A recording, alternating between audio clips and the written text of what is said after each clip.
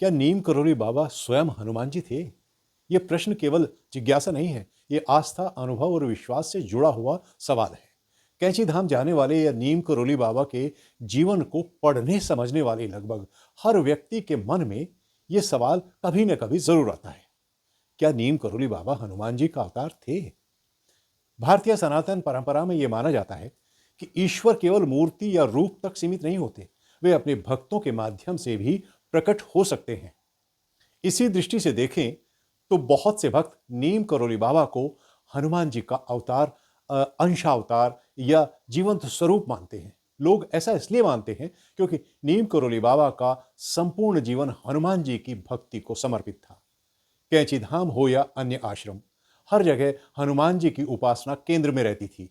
बाबा कहते थे, हनुमान जी सब कर रहे हैं, मैं तो बस एक साधन हूं। दरअसल नीम करोली बाबा के स्वभाव की ये विनम्रता हनुमान जी के स्वभाव से मेल खाती है। हनुमान जी को जिन गुणों के लिए जाना जाता है, अहंकार का पूर्ण अभाव, निस्वार्थ सेवा, करुणा, प्रेम, मौन शक्ति, ये वही गुण नीम करोली बाबा के जीवन में स्पष्ट रूप से दिखते हैं। वे ना तो प्रवचन देते थे, ना शिष्य बनाने की होड़ में रहते थे। उनकी उपस्थिति ही लोगों को बदल देती थी।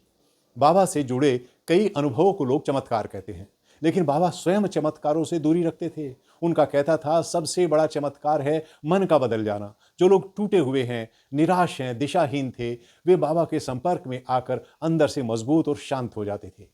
यही कारण है कि लोग उन्हें साधारण संत से ऊपर मानने लगे। नीम करोली बाबा ने कभी स्वयं को हनुमान जी या भगवान नहीं कहा। वे हमेशा कहते थे, भगवान का नाम लो, सेवा करो, प्रेम बांटो, अहंकार छोड़ो। उनकी साधना दिखावे की नहीं, जीवन जीने की कला थी। शास्त्रों में यह कहा गया है कि महान आत्माएं स्वयं को कभी अवतार घोषित नहीं करती। जब कोई संत खुद को छोटा मानता है और ईश्वर को सर्वोपरि रखता है, तो लोग उसे ईश्वर के निकट समझने लगते हैं। यहीं से अवतार की धारणा जन्म लेती है।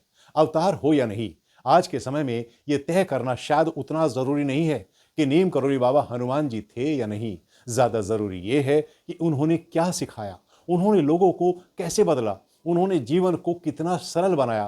प्रेम, सेवा, विश्वास और भक्ति, अगर ये गुण किसी के जीवन में आ जाए, तो वही व्यक्ति हनुमान जी के मार्ग पर चल रहा होता है। और शायद नीम करोली बाबा की सबसे बड़ी पहचान यही थी।